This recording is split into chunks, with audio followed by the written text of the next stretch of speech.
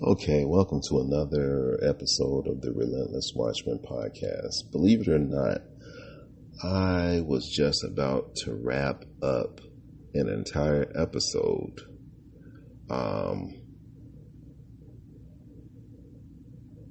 and found out that I was no longer recording. I had minimized this screen in order to go to my text box because I'm in several group texts, which I receive maybe 100 or better messages from in the course of a day. They were buzzing. So I was like, okay, I need to change this so I won't be getting this type of feedback during the recording. Needless to say, I am very discouraged, but we are going to go on and examine the topic for this day, which is one that is, it's hard to separate the emotions from something that you're very passionate about, but I will do my best, and I ask you to be kind to me during this attempt to separate it. A lot of people don't know a lot about me, but I dedicate an amazingly large portion of my life to community services, starting with politics, working the campaign of the first Black mayor of the city of Chicago as a adolescent. You know what I mean? Passing out campaign literature and buttons and going to rallies and things of that nature throughout high school and college, being a part of different organizations that did service to the community. Actually, in college, starting a mentoring organization with one of my classmates, and into adulthood working both social services and entering into law enforcement to assure that people in communities that have basically been neglected, forgotten, or just downright hated receive parity in law enforcement services. So when I see something so egregious carried out by someone in the same field as me, it's kind of inexplicable how both painful it is and how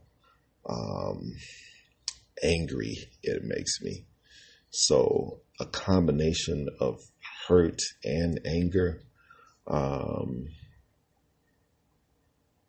can be something that, you might want to unpack very, very slowly in order to just, sustain emotional outbursts. But that's something that as professionals, we have to do. But there's a few different things that I'm going to talk about very briefly, as brief as I can, in regards to the George Floyd murder by the former police officer. I think his name is Derek Chauvin or something of that nature.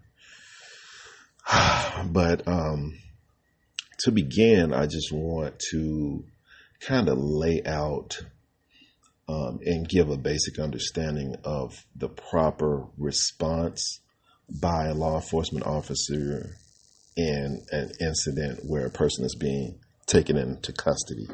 Now, in law enforcement, we use what is called a use of force paradigm, which kind of lays out the best practices of dealing with escalating behaviors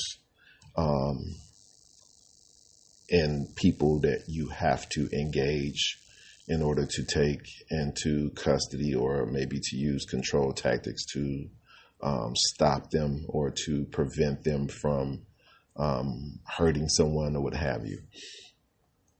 In this use of force paradigm, it shows the different levels of aggression by the suspect and the recommended way of dealing with each level of that aggression. Now,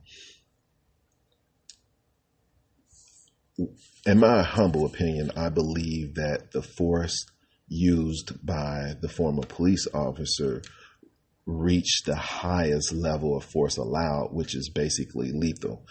And excuse me, my reason for saying that is that being a law enforcement officer, you have an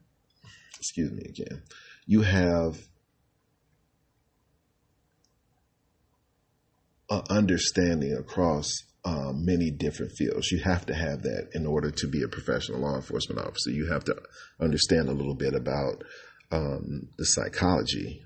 You have to understand a little bit about physiological aspects of a person, the way the body works,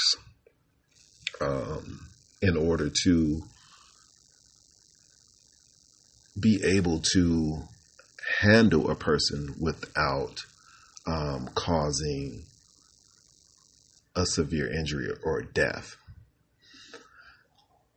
There are two things that come into play: the use of force paradigm and also an understanding of something that we just recently posted on the Watchmen Instagram page, which is positional asphyxia, which is basically restricting a person's ability to breathe by placing them in a position, which can commonly happen during the course of attempting to take a resisting person into custody. So this is something that is commonly known, and you learn about the body and how it reacts to certain pressure, certain positions. That's something that every law enforcement officer learns in the police academy during their control tactics class, which teaches you how to properly handle a resisting person or a assailant, a person attempting to fight you, what have you, during your interaction with them, more than likely attempting to take them into custody. So in the use of force paradigm, of course, it gives you, okay, this is the proper response to this level of aggression and force utilized by your suspect, the person that you are dealing with.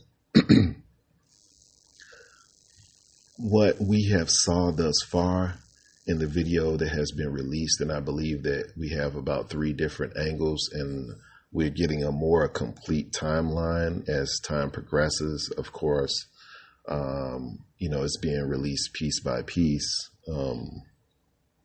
But from what we've seen, the highest level, in my personal opinion, of resistance that we can say that Mr. Floyd probably, we have to say probably, or possibly used was that as a active resistor, which is not the highest level on the use of force paradigm. Now, I do want you to take a look at the paradigm when you do have an opportunity. It is or will be available on the Watchmen Security Instagram page. So the level of force used, with the understanding that he has of positional asphyxia,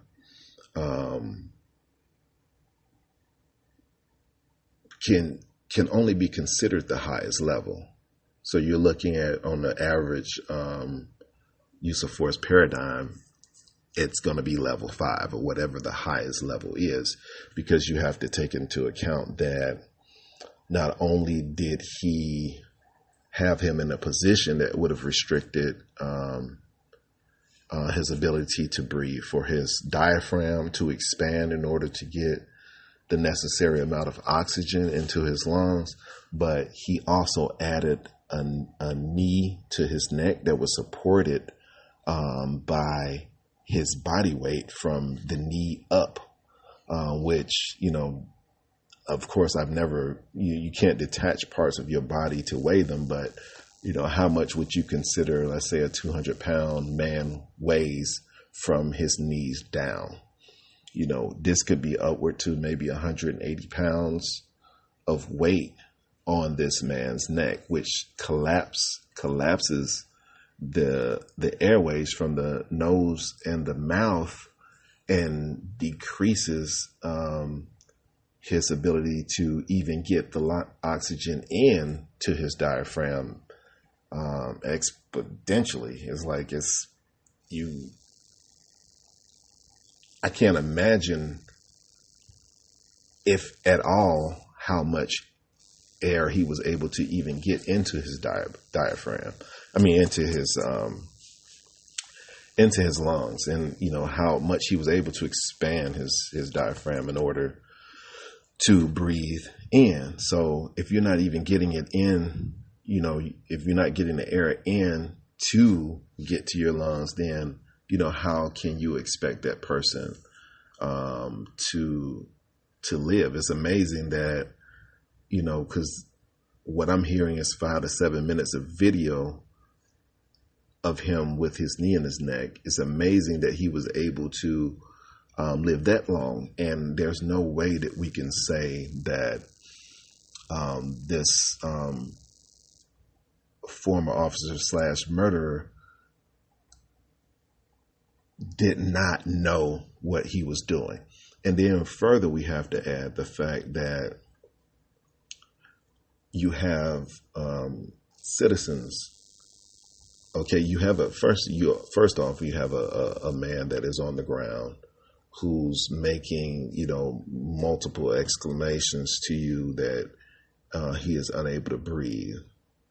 Then you have a period of time where he's no longer saying anything. You have a group of citizens who are both watching and videotaping you, who are also exclaiming the fact that he is no longer responsive and that you need to remove yourself from his neck.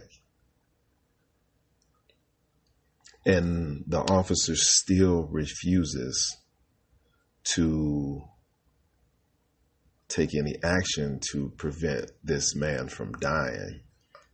So there's really no way that you can argue that, okay, this was somehow a mistake that was made in an attempt to take a person into custody, because you have too many issues that you cannot resolve.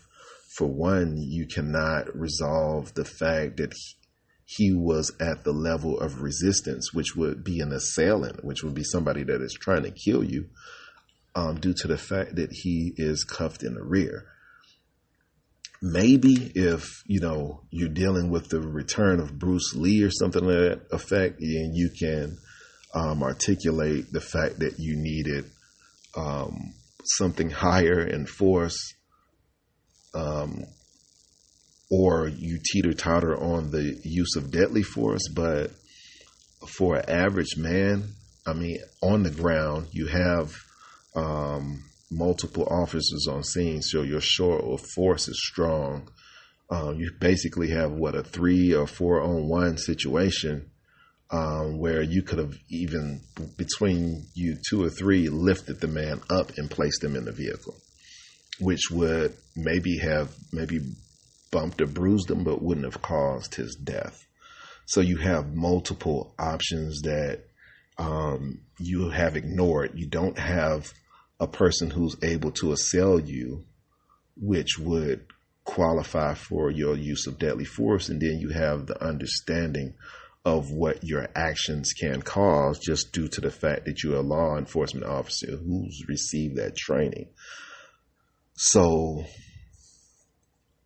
you really can't say that there was any misunderstanding in his actions. You have to say that he knew full well exactly what he was doing, and he chose to do it anyway. Another issue that we will have to address is the fact that since you do have the multiple officers on scene, why did no one take any actions to prevent this man from murdering the victim in this incident? And this is one of the most egregious facts about law enforcement culture. Not in a whole. There's a lot of specifics that are that must be considered as well, that we will definitely address later.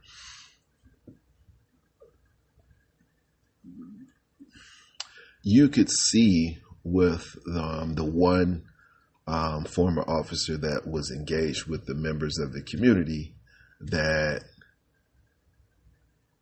there was some distress in his face. Like if you look into his facial expression, it looked like he was caught in a quandary where he really didn't know what to do or how to react. And this is, like I said, this is the ugliest part about, I would say, a law enforcement subculture, because it's definitely not the culture in its entirety. But there is a system of thinking there's this method of thinking that I have to support the fellow law enforcement officer. There's also another system in this subculture that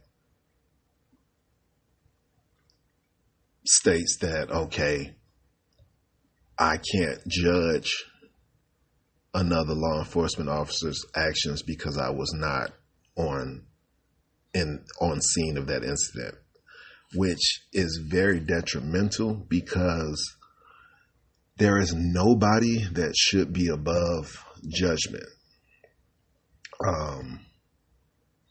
A lot of people use the term Monday morning quarterbacking, or hindsight is 2020, which sounds good on paper, and arguments can be made about that. But my position personally is, how do you get better if you are not up for scrutiny? So and we can look at other incidents where the uses of force were just bad, and we can only imagine if there was a national condemnation of that behavior. So, we take into to account the incident that occurred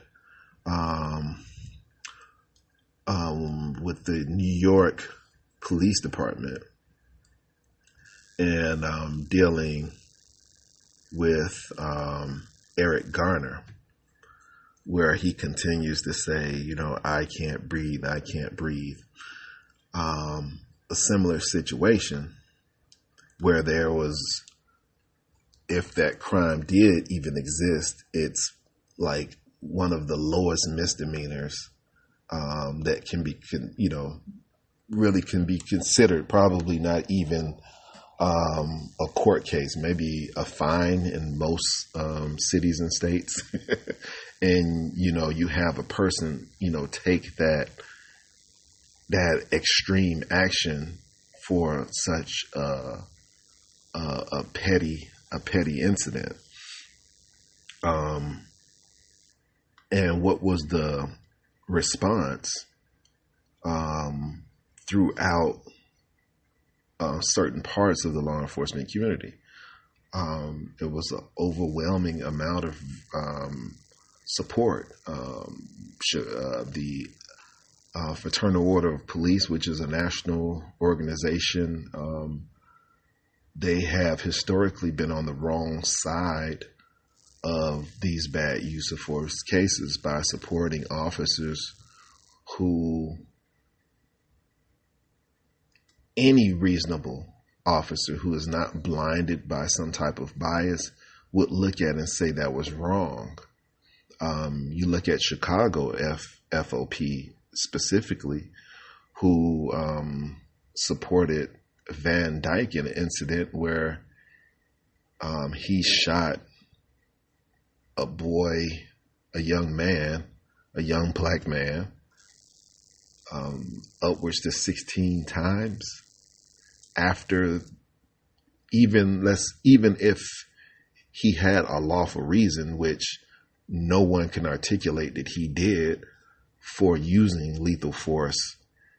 The first shot caused the suspect to fall to the ground and drop what could be considered a weapon from his hand, which means that imminent threat no longer exists.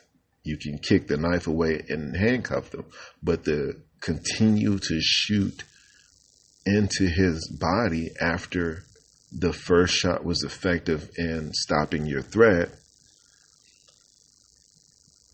shows some type of skewed mentality in that individual, lack of integrity. There's many things that can describe his nature at that particular moment. If not, that's who he was. Animalistic, maybe even, because you didn't give a consideration to the life of another human, and you continue to fire shots into their lifeless body after they had fallen to the ground. That's I can't use the word to describe how sick and demented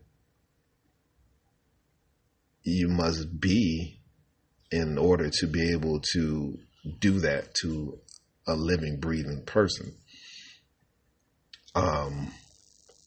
But you look at that and you see that culture does exist in law enforcement.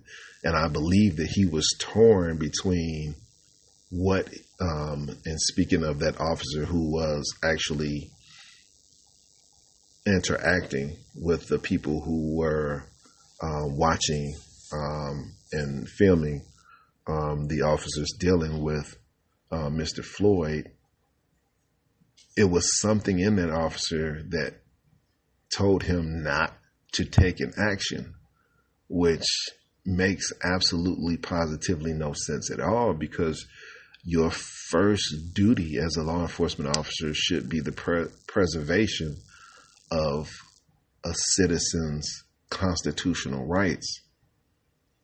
Your first duty should be that protection. And what you are witnessing is a felony. And something in him should have been like, let me stop this person from doing this because I can see where it's going. And it did not. So that's that pervasive subculture in law enforcement that a lot of people actually relate to, the no snitching culture of the streets, and which can be, you can look at them as being similar, but not quite, because this is not something that has happened. It is something that is happening, and that you have the ability to stop, and you do not. And that's something that, we have to change, and we have to change it by dismantling the organization, that structure, that psyche, that status quo that continues to support these officers in these cases. We need people to be made examples of. We need lines drawn in the sand that says, if you cross this line, you're done. We also need better methods of screening before these people even enter careers. Even if you have to pause this podcast, I would like you to take a look at an officer from Chicago. I'm pulling his name up right now. So I want you to have his whole name when you go to look him up.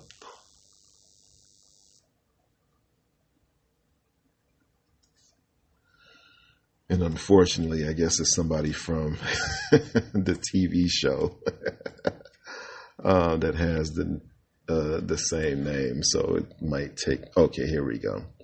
So the first name is Gildardo, spelled Gildardo,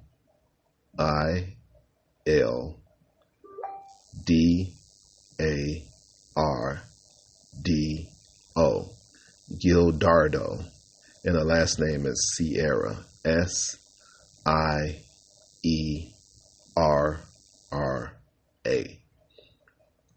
Now, this police officer was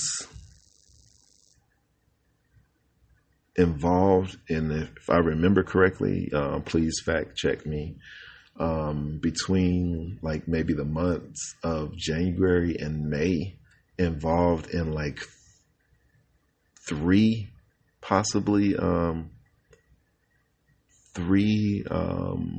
shootings in one of the smallest districts in the entire city of Chicago.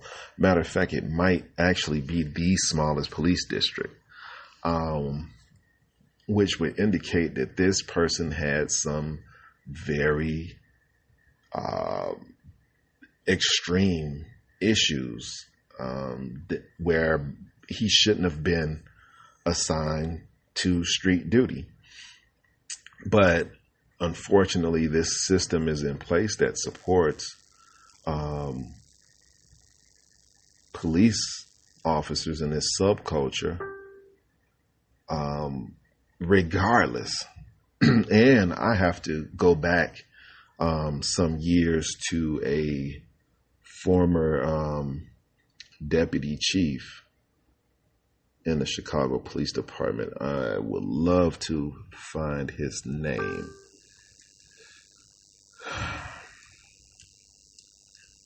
And I'm going to try to look it up as I am on this podcast. I might pause it for a brief moment to make sure. Let's see if we can find it while I'm doing this, though. Okay, let's see if we can find this guy, because I would love to say his name. If not, maybe I will post him at a later date. And I might have to, because I cannot find it at the moment. Okay. So, at any rate, when making an address to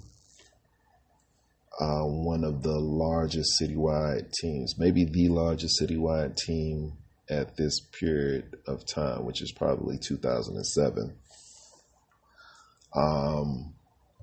This deputy chief of the Chicago Police Department assured the officers that the department would have their back if they're involved in the shooting, further stating that every shooting in Area 1 is a good shooting.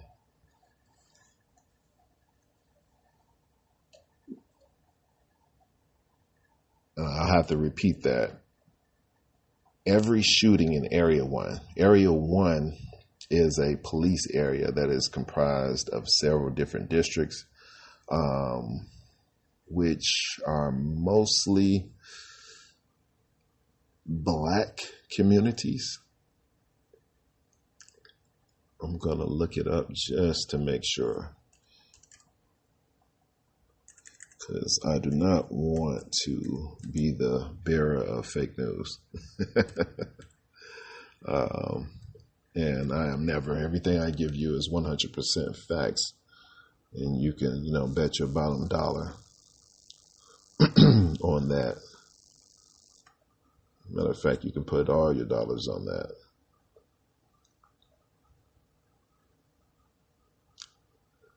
So yes, Area 1.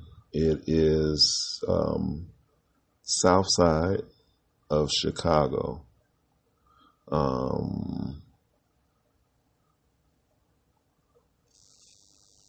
Yeah, and this is mostly Black neighborhoods with the exception of maybe 2 of the districts that are in there.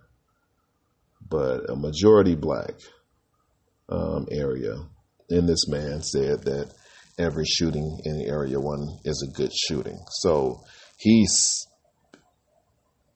basically told all the officers in attendance, which was approximately 300 at that time, that if you have a shooting,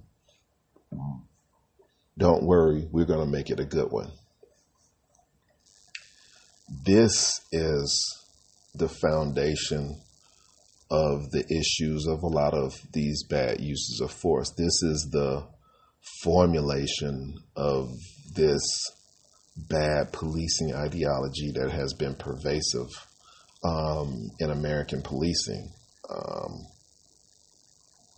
This is the reason and the rationale behind a lot of people or a lot of law enforcement officers not practicing the utmost care when dealing with individuals of certain races, which, more specifically speaking, Black people that are considered Black throughout this nation.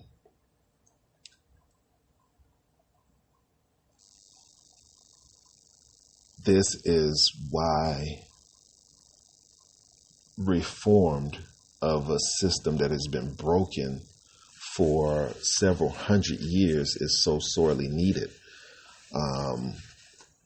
This is why you need more diversity in police departments, because this is a truth that is probably going to be uncomfortable for a lot of people, but an overwhelming majority of these bad use of force cases against unarmed Black people are not committed by Black officers.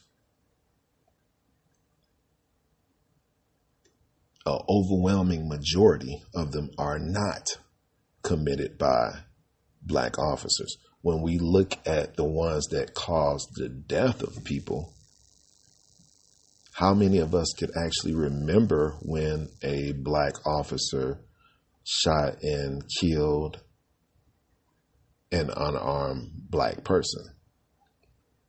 And there could be several different factors that are involved in why this does not occur. The one that I believe, and this is based upon my personal experience, is that when you're from the same community, you have a better understanding of people. I can deal with somebody that, repeatedly tells me that, I'll whoop your ass, or, I'll F you up. And I'm not going to go into level 10 mode, because I know that there's a thing called woofing that exists in the streets, and it's attempt to preserve their skewed ideology of what a man is. So people will talk trash to try to preserve their reputation. And a lot of times that's based upon the fact that you need a reputation in order to survive in these very tough neighborhoods. Now, as a black man from what I consider one of the toughest, if not the toughest neighborhood to grow up in the entire United States of America, I get that. And it's not, I'm not afraid because of that. Because what I would consider you, quote unquote, popping off at the mouth. This doesn't send me up several levels. I'm going to use that same level of I am ready to react to anything, regardless of what your mouth is saying. And I know people talk trash. And who better to talk it to than the police? How much more of a tough guy does it make you look like when you talk this type of trash to a police officer? You take a person from another community, they might think that this is a threat against their life because they don't have an understanding of that culture. You have not grown up in that type of situation and area, which demands that you keep a chip on your shoulder at all times, or you may become a victim. You might be singled out as someone to unleash your aggressions upon by those with that predator mentality in those tougher neighborhoods. In those neighborhoods where violent crime is the norm. I can enter into those neighborhoods and police without fear. Another person from another community might come in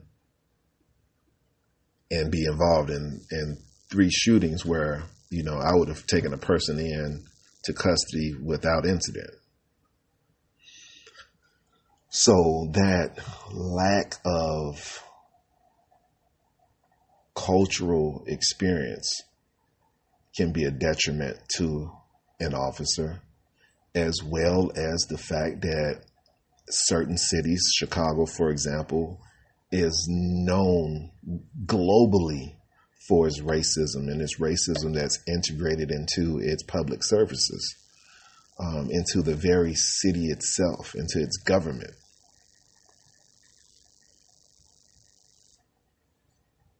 So you have that as the culture in certain communities.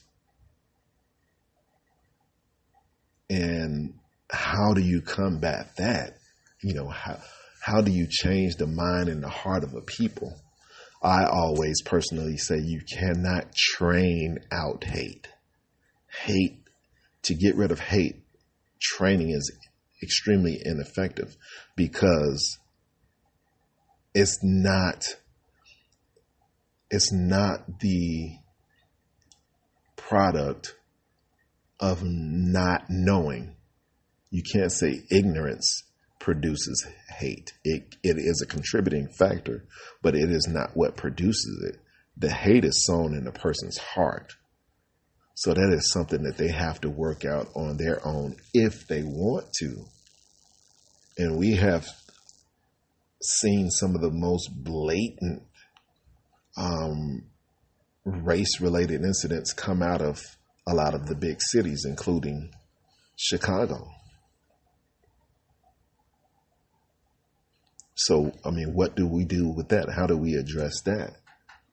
There has to be a zero tolerance policy in place that once this thing is proved, then we need to get rid of those problem people. And if we catch it early enough and take the necessary actions early enough, then we don't have to worry about a snowball effect to the point where we're at this Mr. Floyd situation, dealing with a deceased man who should not have died. And what will it take to get there? It takes a will of a people. Everybody has to be on board in order to make this happen. Folks are tired. People are tired of being scared. I know as a young man growing up in the community that I came up in, where they shot every single day, where, it takes both hands to count the amount of people who died that you knew in the course of some of the years, just like not a decade, like a year. We look at a decade, we might count 50, 60, 100. We had one year in my particular community where 99 people were killed, were murdered in that one year. So you have that to deal with as a young black man or woman, mostly young black men, because most of these bad use of force incidents take the lives of men. You have that to deal with. And then on the other side, an institution which you should be able to get some type of relief from is also showing that it is an enemy of people like you as well. So the psychological impact on the black man and woman, because you have the wives, the mothers, the sisters, and then the occasions where black women have been unjustly, when their lives have been taken by the same two entities. That's a lot to place a person in when you always have to be concerned and consider your safety. Living a life like that, how effective are you going to be in school? How much are you going to learn? How much effort are you going to be able to put into improving yourself? To be able to place yourself in a position to be supportive of yourself and your family when that is your everyday concern. My everyday concern was making it through my neighborhood in order to get to school. Once I get to school, keeping my back against the wall so I wouldn't become a victim in that environment, which the gang culture was extremely heavy. And it was widely known that, there were multiple guns inside of the school building. And then I have to, think about the tactics that I'll use in order to make it back home again.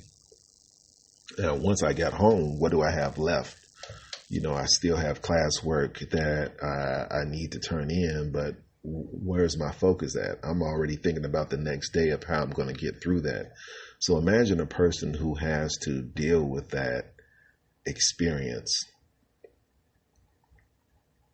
throughout the course of their life. Like, I can think back maybe to about the age of 7, maybe 7 or 8, when we were able to play outside without fear of, getting shot. By that time, we would always have to be on our P's and Q's. We had rehearsed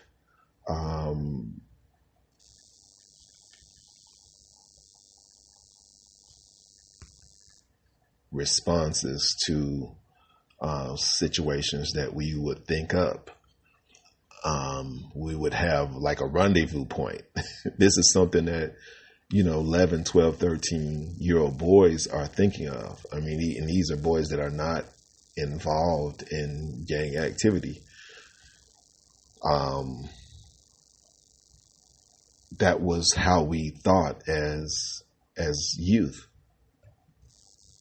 And of course, as we got older, the danger increased, because now we're getting bigger. We consider more of a threat.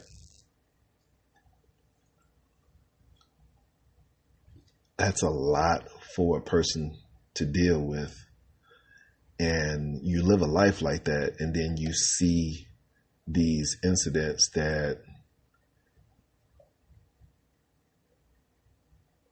occur nationally,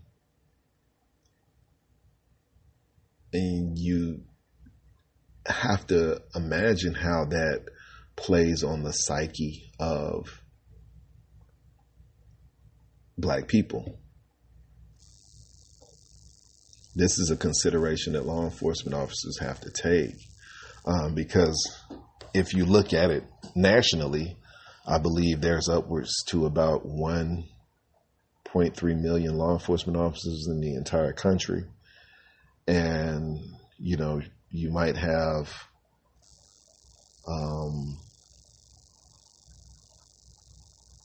I would just go out of the way to create an extremely large number, let's say 100 bad use of force incidents that occur nationally a year that are known widely. Deaths, not so much, but if you look at the sample, it's not a majority of law enforcement who are committing these acts. But you still have to consider that this is the one position, and this is for law enforcement, this is the one position that public scrutiny is applied to across the board when a nationally televised and reported incident occurs, especially one that is a bad use of force incident or unlawful use of force incident. So, we just have to take into consideration as part of putting on the badge and serving the people. You have to keep that focus. You have to remain civil. You have to detach yourself emotionally, because people are going to challenge you once these incidents occur. They're going to let out their frustration, and they deserve the right to do so. Do you deserve to be disrespected? No. But that's the understanding that we have as professionals. And that's what separates professionals from people who can't do this job. Not everybody can do this work. I believe maybe 0.1% of the world population are qualified to be police officers or work in law enforcement, because it takes a lot. It takes a lot, no matter what your history of public service is. I'm nearing 40 years. I started politics, working the campaign of the first black mayor of the city of Chicago when I was an adolescent. From there through working in social services, to policing, to my involvement in organizations in order to organize and galvanize vote and community power, etc. I have a long history of doing this. A lot of my critics have zero history, but yet I'm grouped in, oh, you one of them. You have to brush your shoulders off in times like this. You have to keep focused on the goal of right, because that's all that matters. What is right? What is right? And you still have to protect the constitutional rights of those people who will give you shit, who will disrespect you, who will scream and holler at you as if you are the person who commits these egregious acts against people. And you have to be able to take it, to separate yourself emotionally, to allow that uniform that you have to absorb it, because it's not representative of who you are as an individual or person. And we have to also ask our fellow citizens, because we are all citizens. You're not a civilian. We're all civilians. If we're not military, then we're civilians. Law enforcement is a paramilitary organization that does not take on a title outside of being a civilian. So we have to ask our fellow citizens who are unpacking their emotions and who have the right to do so, rights that we have to protect as law enforcement officers, to understand that this is not okay with us, with the majority of us. There's a lot of us who look at these incidents and our stomachs turn, our heads are banging, our anger is to the point where it can't be contained, but we continue to do so because we know that we have a position where we have to serve the public. We have to continue to do so, and we have to ask you all to work with us.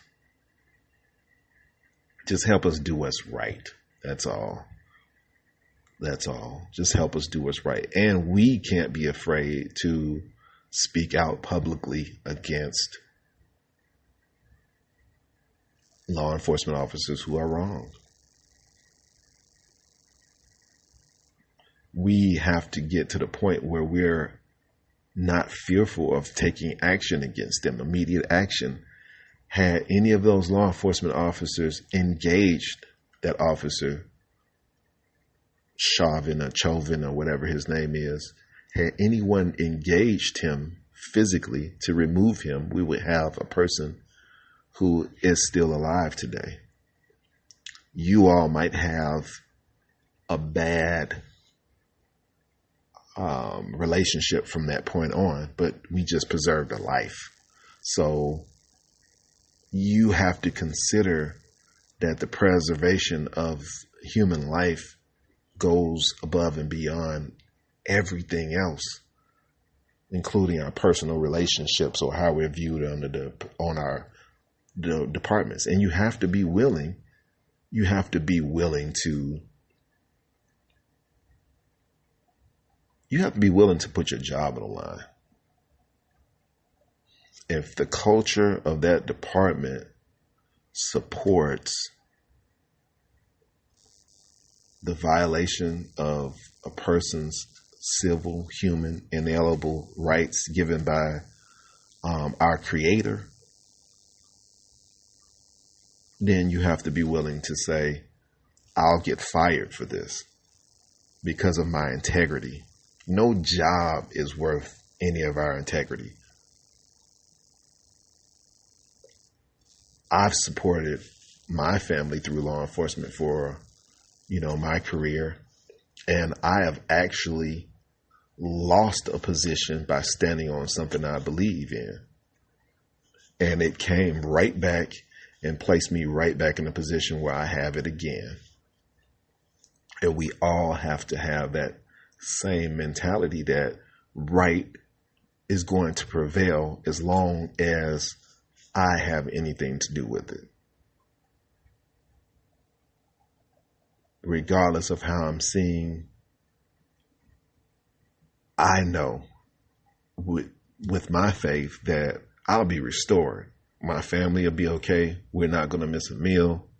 We're not going to have to beg for anything. We all have to have that same mentality and be willing to stand or go down, regardless of what the response is going to be. We have to stand on right. You have to be that bastion of righteousness. And anything in your presence that is wrong, you have to take the measures to correct it within your ability at that moment, and be willing to suffer whatever consequences come with it to preserve your integrity, which is something that is paramount to being a law enforcement officer, period. Not even in a very effective one, but period. That's the reasonable service. That's the minimal amount that you need to bring to the table. You have to have integrity.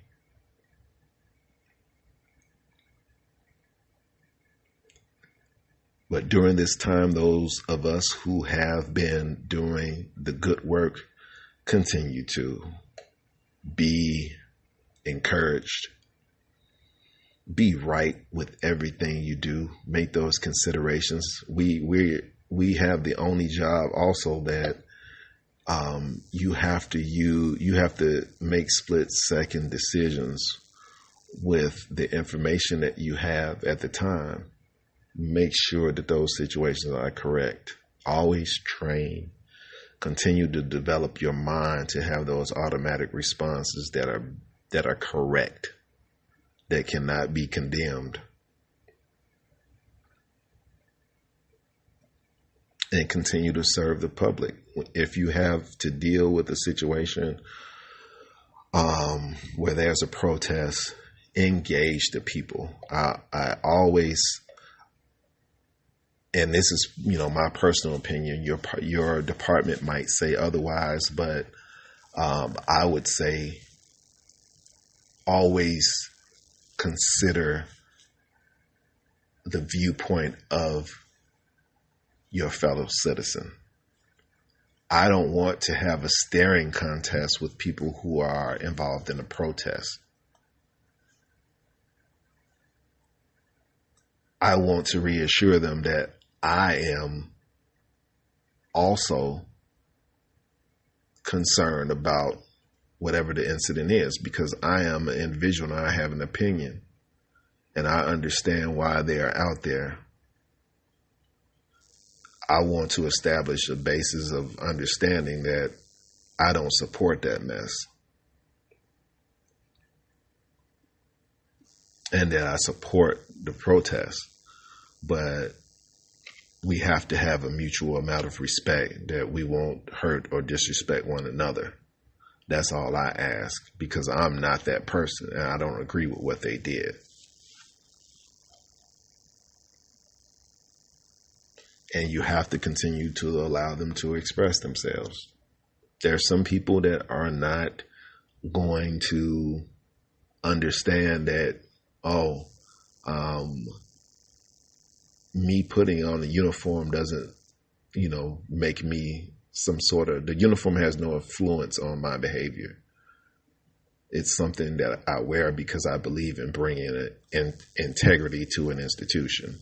I know that my presence there makes it better, and that's why I wear it.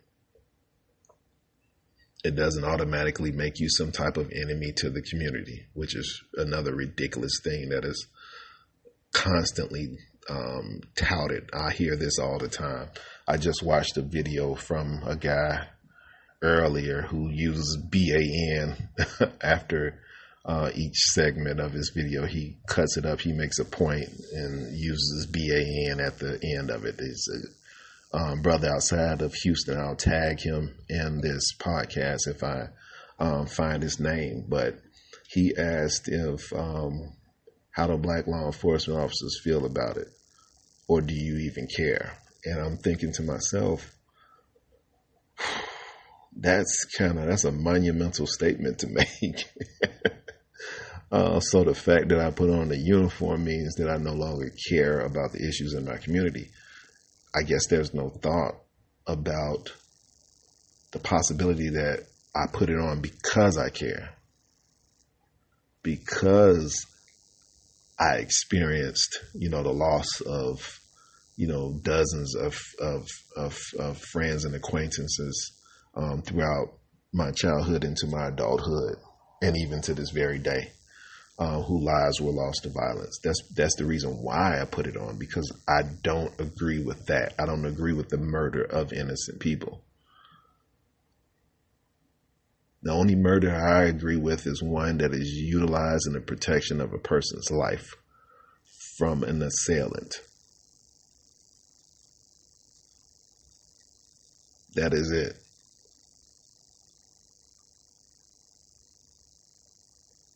So even though things like that, our own community, having that type of mentality and looking at us as an enemy, and this is for black officers specifically, you have to continue to do your job. You know that you are an individual. You know why you're there, and you know what it takes to be a professional, and you have to continue to do so and not let this stuff let these incidents that, people with these savage mentalities carry out influence you individually,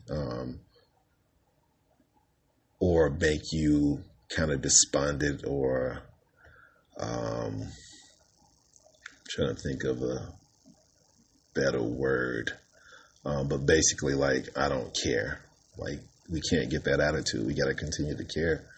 There are people that still need us, and that's across the board, not just black officers. The officers that go out and do their job with the preservation of people's human, inalienable, and civil rights in mind, who genuinely want to protect and look after people and defend people. You have to continue to keep that focus. There are going to be, unfortunately, more trying times like this until we can correct this broken system, this broken criminal justice system, until we can weed out these implicit bias, racist, self-hating,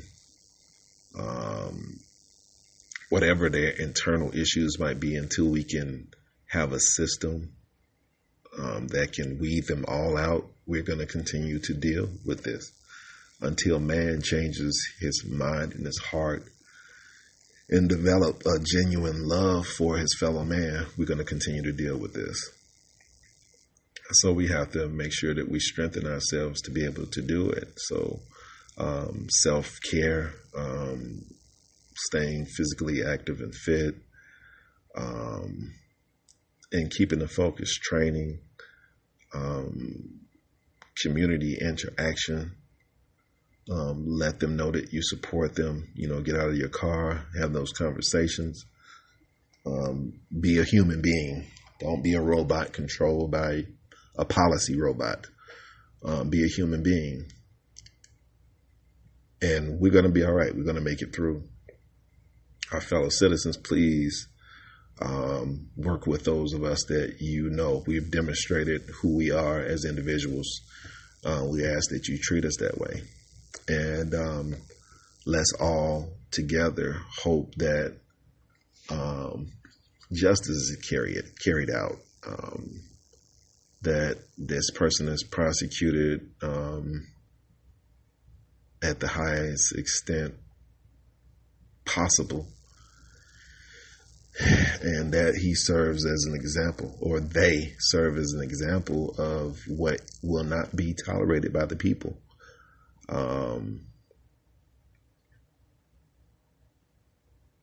Everybody stay safe, care about one another, genuinely. Stay strong, law enforcement officers, community members. And this is something I'd like to leave on your mind, is just another way of dealing with incidents like these. Just like I would ask a law enforcement officer to put their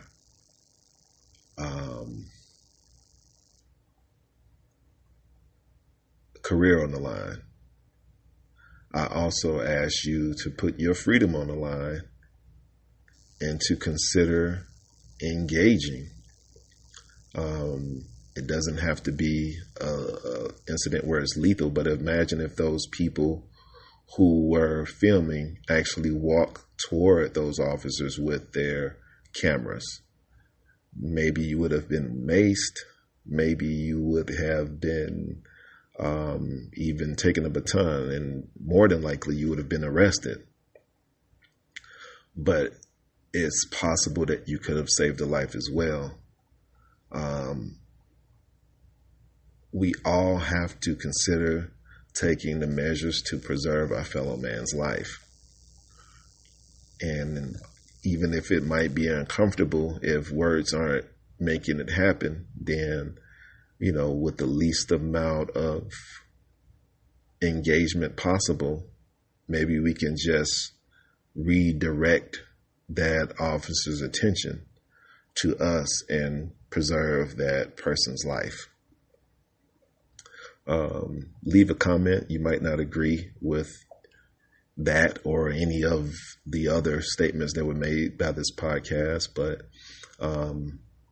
that is totally fine.